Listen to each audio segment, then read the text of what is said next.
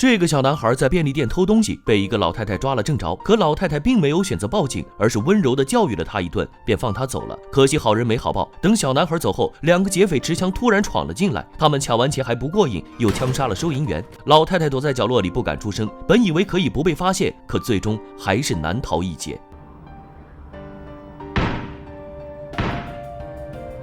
但他们不知道的是，他们杀了一个这世上最不能惹的老太太。葬礼上，全镇的人都来给她吊唁，因为老太太是人尽皆知的老好人，一生收养无数孤儿，为这些孩子找到收养家庭。但其中有4个孩子因为过于调皮，没有人要。为了不让他们流落街头，老太太决定亲自抚养，带他们长大成人。就这样，曾经叱咤孤儿界的4兄弟，在老太太的细心抚养下，都过上了全新的生活。母亲的去世让许久不见的兄弟4人再次重聚，尽管他们不同肤色，毫无血缘关系，但感情还是一如既往。4兄弟回到母亲的老房子，吃起了母亲没有买回来的火鸡，可吃着吃着，眼泪就止不住的流。4人都不由自主地望向母亲的位置，陷入回忆。 Zip up your mouth, Jeremiah. You grow up in a barn? More tattoos, Angel? I know bad things happened to you before you came to me. But you're safe now.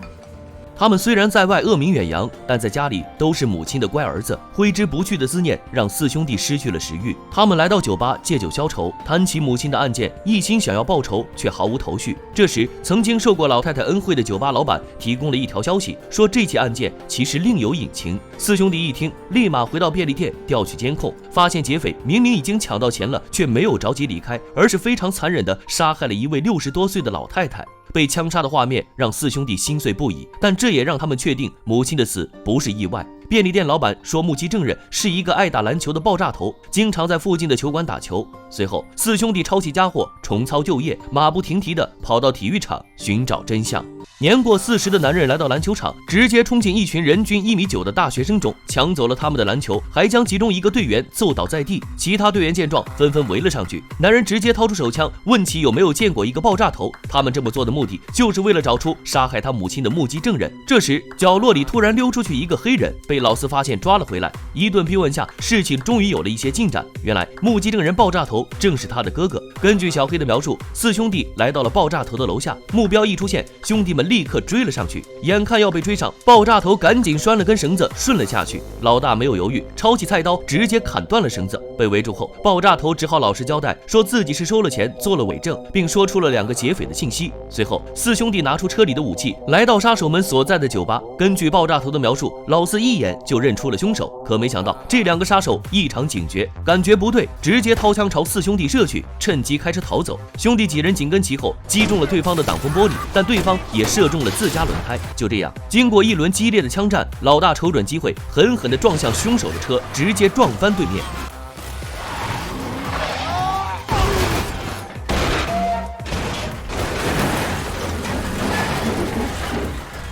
他们将杀手拖出来，一顿暴打逼问，到底是受谁指示？可对方非常有职业道德，闭口不答。老大见状，人狠话不多，果断的开枪解决了他们，线索彻底中断了。正当几人一筹莫展之时，保险公司的人突然找上门，对老3说道：“他的哥哥老2在母亲死前为他买过一份大额保险，如今母亲死了，老2就是最大的受益人，将得到40万的保险金。还说老2的公司早已被黑帮盯上，急需用钱。”老3顿时觉得二哥很有嫌疑，便把这事告诉了老大。兄弟3人开始跟踪老2，没想到他竟然真的给黑老大的手下送钱。3人不敢相信眼前的一幕，难道母亲的死真的和老2有关？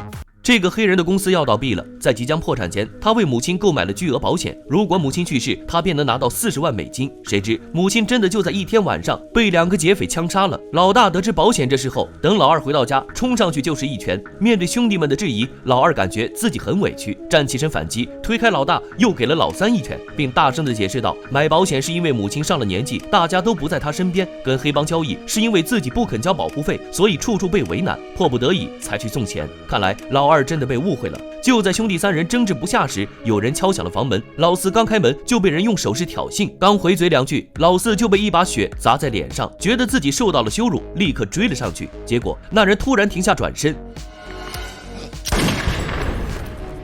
老大听到枪响，赶紧冲过来，在蒙面人要补枪的时候，一枪将他干倒。可这时更多的匪徒赶来，不由分说对着老四一顿扫射。老大一人跟他们火拼，想救老四，可奈何对方人太多，其余兄弟3人只能撤回屋里，透过窗口接连干掉了几个。很快，老大和老三的子弹就耗光了。他们看向外面，发现杀手们也正在换弹，看样子是不能再继续火拼了。老大赶紧抄起一块板砖，将对方打倒，一拳接着一拳砸在歹徒头上。这时，另一个蒙面人颤颤巍巍地站了起来，举起手枪。老三在楼上撞见，赶紧冲出来，一脚踢飞了蒙面人的枪。一波未停，一波又起，马上又一辆车向两人撞来。就在要撞上时，老二及时赶到，开车撞飞了蒙面人的车，危机暂时解除。但老四却再也醒不过来了，他们又失去了一位亲人，兄弟3人痛哭不已。另一边，警察找到了一条关键线索，他在监控里发现老太太出事的前几天曾见过自己的搭档，而搭档却说他从未见过老人，他为什么要撒谎？经过一番调查，